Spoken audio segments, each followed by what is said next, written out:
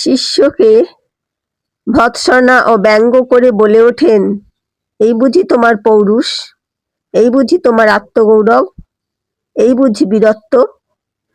তুমি জগতের আর সকলকে ফেলিয়া নিজের মুক্তির জন্য ব্যাকুল হইয়াছ? বলেন, তোর মন এত ছোট যে তুই জগতের ভাবনা না ভাবিয়া নিজের মুক্তির জন্যই এমন অস্থির? এই আশ্চর্য গুরুর আশ্চর্য শিষ্যই স্বামী বিবেকানন্দ। ইহপর লৌকিক আধ্যাত্মিক এই দুই নিয়েই সমগ্র জীবন, এবং এই সমগ্র জীবনের পূর্ণায়তির নবজীবনবাদী বাংলার নবজাগরণের অত্যাশ্চর্য ঘোষণা। শ্রীরামকৃষ্ণ তার অনবদ্য ভাষায় বলেন, বেলের সার বলতে গেলে শ্বাসই বুঝায়, তখন বিচি আর খোলা ফেলে দিতে হয়। কিন্তু বেলটা কত ওজনের ছিল বলতে গেলে শুধু শ্বাস ওজন করলে হবে না, ওজনের সময় শ্বাস, বিচি, গোলা সব নিতে হবে। যারই শ্বাস তারই বিচি তারই খোলা, যারই নিত্য তারই লীলা। তাই আমি নিত্য লীলা সবই লই, মায়া বলে জগৎ সংসার উড়িয়ে দিই না। তাহলে যে ওজনে কম পড়বে।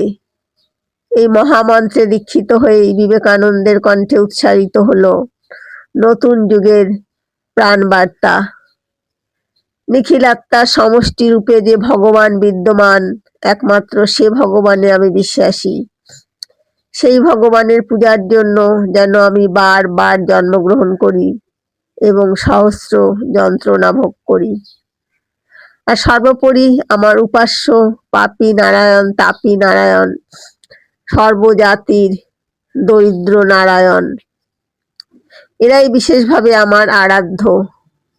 স্বদেশ ও স্বজাতির দিকে চেয়ে বেদনার্ত কণ্ঠে বলে উঠলেন, যে ধর্ম বা যে ঈশ্বর বিধবার অশ্রুমোচন করতে পারে না, অথবা অনাথ শিশুর মুখে এক মুঠো খাবার দিতে পারে না, আমি সে ধর্মে বা সে ঈশ্বরে বিশ্বাস করি না। বললেন, তুমি যদি নিজের মুক্তির খোঁজো তবে তুমি নরকে যাবে, তোমাকে খুঁজিতে হবে অপরের মুক্তি।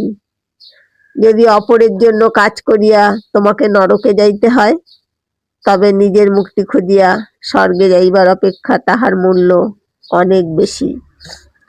এই হলো নবযুগের উপকার স্বামী বিবেকানন্দের যথার্থ রূপ। বাস্তব জীবনের দুঃখ ব্যথা